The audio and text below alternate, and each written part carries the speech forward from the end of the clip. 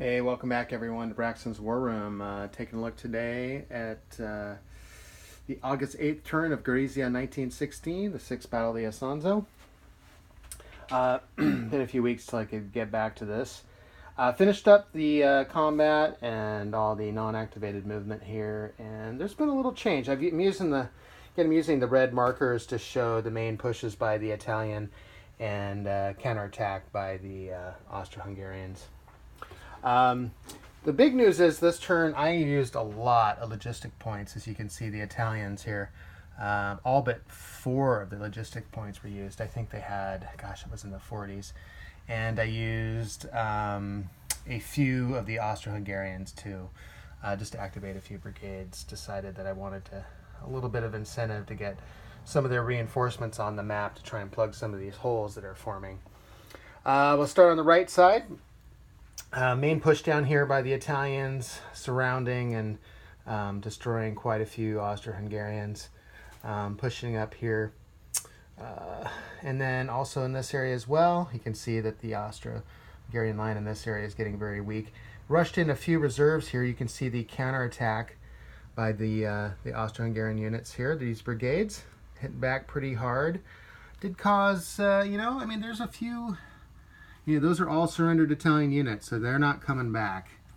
And they're obviously a lot more Austro-Hungarians. And right now I'm kind of struggling with, I think as the Austro-Hungarians, you have to do that, well-organized retreat.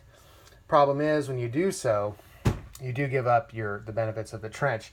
But I didn't really pay a lot of attention to this when I was setting up, but you can see the secondary line of trenches here on the Austro-Hungarian line. What I should have done probably after the first turn is starting to move back to those areas, which I didn't do right away. I'm trying to look for opportunities now, but everybody is pretty much adjacent to Italian units attacking, and when you're adjacent during, it's tough to move away in non-activated movement. You can, but the problem is you can't move into another zone of control, and most of these units have too many Italian units surrounding them.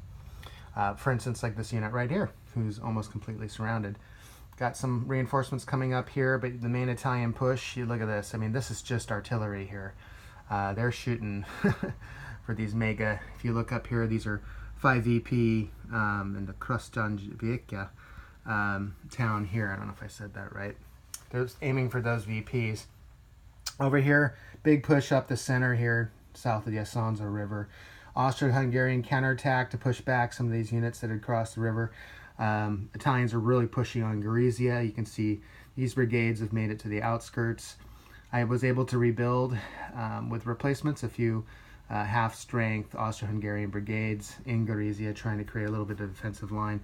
But over here, it's looking really bad. I mean, you can see how thin the line is here. These are all Italians who are going to be pushing hard here on the next turn. Did do a little counterattack where some Italian units had pushed all the way up here. Austro-Hungarians hit back and wiped them out. Here's one of them left here.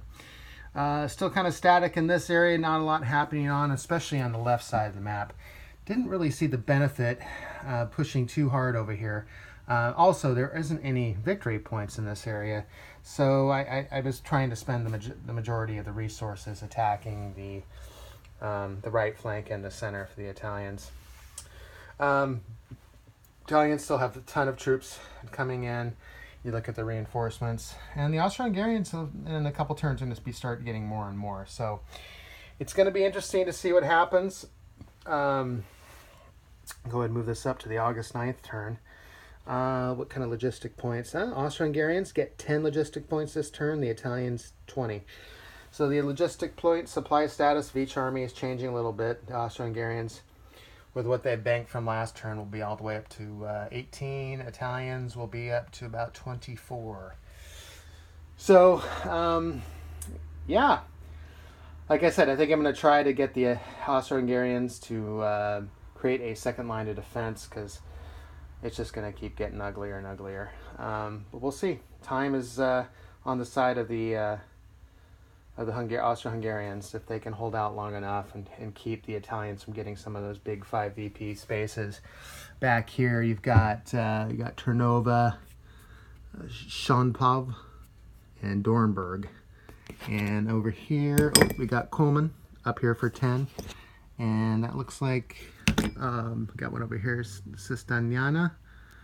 And a couple right about here. So, yeah. So 3 turns in the bank out of 12. Almost a quarter of the way there. So, excuse me, actually we are a quarter of the way there. So we'll see what happens. All right, I'll check back in at the end of turn 9. Still having a lot of fun with this one. See you soon.